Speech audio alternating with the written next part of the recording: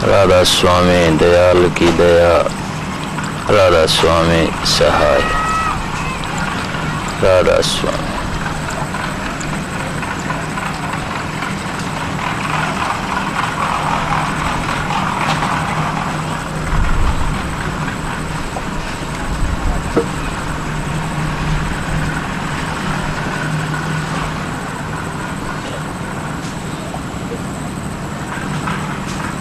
अध्यात्म में तो भाव चलता है जी, भाव से विश्वास बनता है, श्रद्धा बनती है।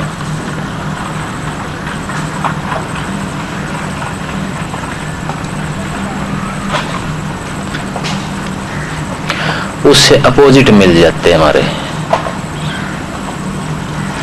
अपोजिट एंड मिलते हैं तो या तो धमाका होता है या प्रकाश होता है।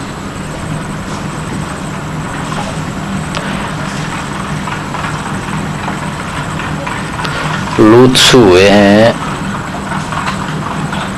ताओ धर्म में, चीन का धर्म हुआ है लाओ त्से का ताओ धर्म। बहुत ऊंची बातें कहता है वो। हमारे उपनिषदों में जो बातें कही गई हैं, अगर यूं की यूं बात आपने पढ़नी हो तो आप लाओ त्से वो पढ़ लो।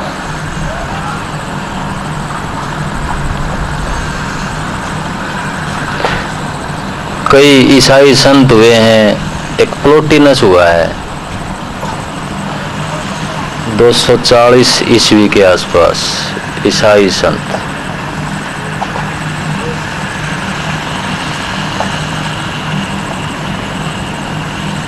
और भी कई संत हुए हैं। शुरू में जब ईसा मसीह को अवतार सिद्ध करने की जरूरत पड़ी थी,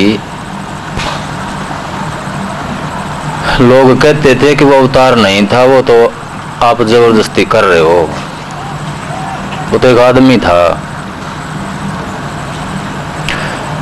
जैसे आप मेरे को बोलने लग जाओ कि आप सदगुरु की बड़ाई करते हो, मैं कहता हूं कि वो तो सब कुछ ही थे। आप कहने लग जाओगे नहीं वो तो दिनोद में पैदा हुए थे, एक आम इंसान थे जो दूसरे आदमी जन्म लेते हैं, उसी तरह थे वो। तो उस वक्त भी राजा ने पंचायत बुलाई थी, जो उस टाइम के बड़े संत कहलाते थे, महात्मा कहलाते थे। वो कहने लगा भाई सिद्ध करो कि वो अवतार था, यूं तुम लड़ाई लड़ने लग रहे हो राजा के साथ, कोई प्रमाण हो, कोई बात हो तो सिद्ध करो।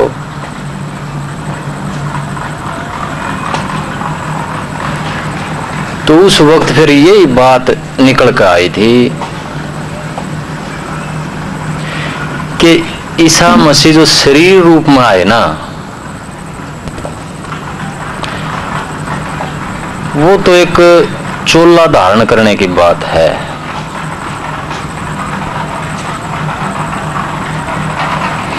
लेकिन असल में क्या है ईसा मसीह?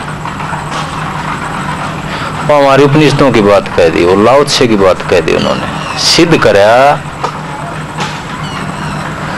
कि ईसा मसीह तो शब्द थे, वर्ड।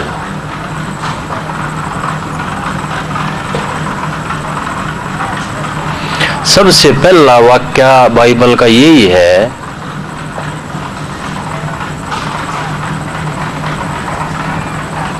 कि आरंभ में शब्द था और शब्द ईश्वर के साथ था, वो शब्द ही ईश्वर था और उस शब्द ने सारी सृष्टि की रचना करी।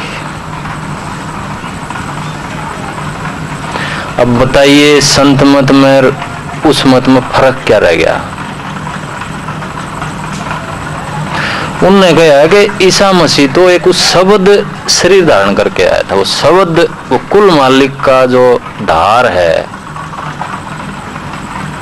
उसने शरीर धारण किया था। वह धार सृष्टि के आदि में भी थी और जब ये सृष्टि ना पैदा हुई थी तब भी थी वो शब्द, और खुदा था तो शब्द था। तो जो ईसा मसीह प्रकट हुए हैं वो इस शरीर को नहीं बोल सकते आप, उस आदि ताकत को बोल सकते हो आप। वो ताकत जब भी जन्म लेकर के आती है या किसी भी महात्मा के अंदर वो शब्द प्रकट हो जाता है तो उस शब्द का अवतार बन जाता है वो। इसलिए मेरे सदगुरु आए, स्वामी जी महाराज आए, कबीर साहब आए, जो भी आया जिसने भी उस शब्द को प्रकट कर लिया तो चीज धार वो ये चीज है, कोई फर्क नहीं। प्रकाश वो है, संगीत वो है कि अंतर में वो शब्द उठता है। तो अगर गहराई में जाओगे तो कुछ फर्क ही नहीं मिलता, एक ही चीज मिलती है। लाओ त्से वो ये बात कहते हैं, ईसा मसीह वो ये बात कहते हैं, मेरे सदगुरु वो ये बात कहते थे, और दादू साहब क्या कहते हैं। अकबर पूछने लग गए उनसे,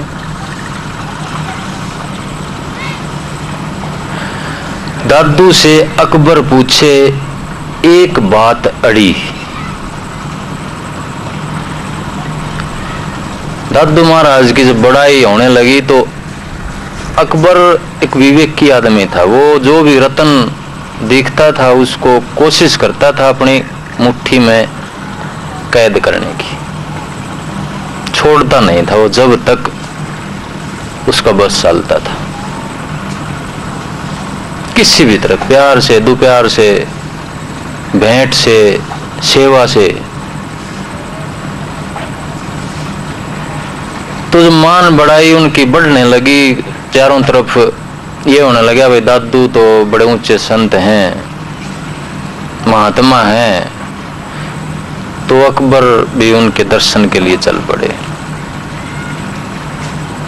पहले उनको बुलाया कि दरबार में भेजो उनको। वो कहने लगे कि मैं तानसेन नहीं हूं कि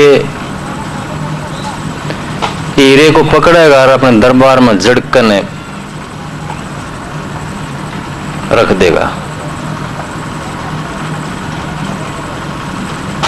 मैं तो उस मालिक की कोई सुख नहीं चाहिए, तो सुखों का मोहताज होता है आदमी, वो गुलाम बन जाता है। फिर वो कहने लगा कि मैं तो मालिक की दया से यहीं खुश हूं, मेरे को काम होगा तो मैं जरूर आऊंगा, मेरे को काम उस मालिक से चल रहा है, मेरा काम मेरे को जरूरत नहीं है। शहंशाह मेरा बादशाह मेरा परमात्मा है, मेरा खुदा है। अगर मेरे को बुला रहा है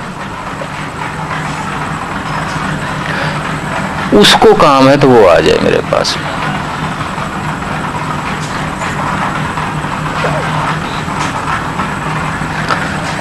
तो अकबर चलता है कि मिलना पड़ेगा इस महात्मा से। तो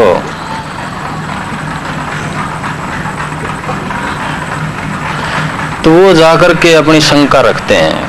मैं चाहता था ऐसी ही कोई शंका आप भी रखते पर्सन, इसीलिए मैंने कहा था। तो अकबर पूछते हैं कि दादू से अकबर पूछे एक बात अड़ी, अरण, हथौड़ा और संन्यासी